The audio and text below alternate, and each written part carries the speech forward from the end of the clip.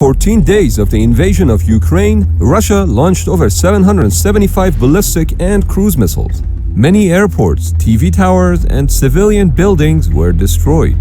In addition, countless missiles and unguided bombs were launched from Russian combat aircraft. Reportedly, Russia has 923 multi-role fighter aircraft, 467 attack aircraft, 124 bombers, and 546 attack helicopters.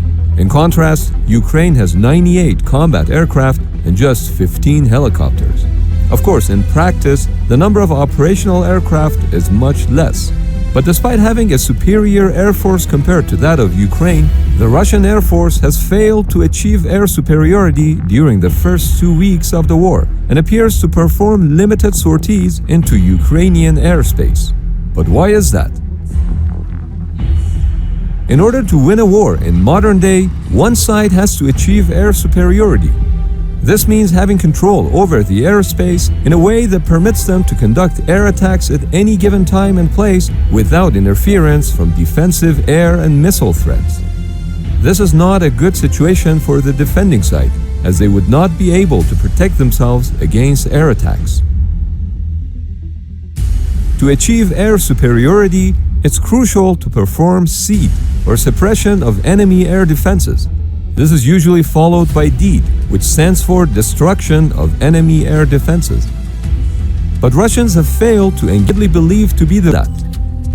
Given the number of Russian ground assets deployed on Ukrainian territory, it is very curious why the use of aviation has been so limited to date.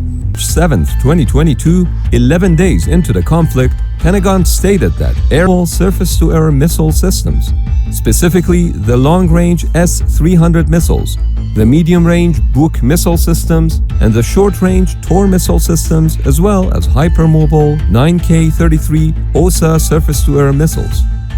Additionally, Ukrainian forces were supplied with thousands of man-portable anti-aircraft missiles or MANPADS, such as the FIM-92 Stinger. It is also widely believed that NATO plans, you have to, like I said, integrate it into the wider operation, and maybe that just there wasn't just the time for that. That's possible. And then one of the other things that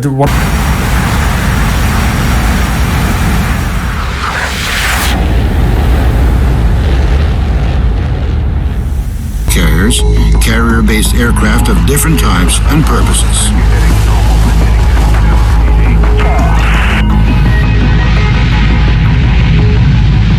That was indeed an efficient tool of world politics.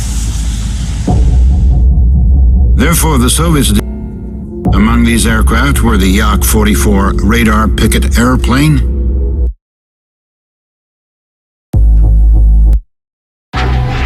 there was a fortune.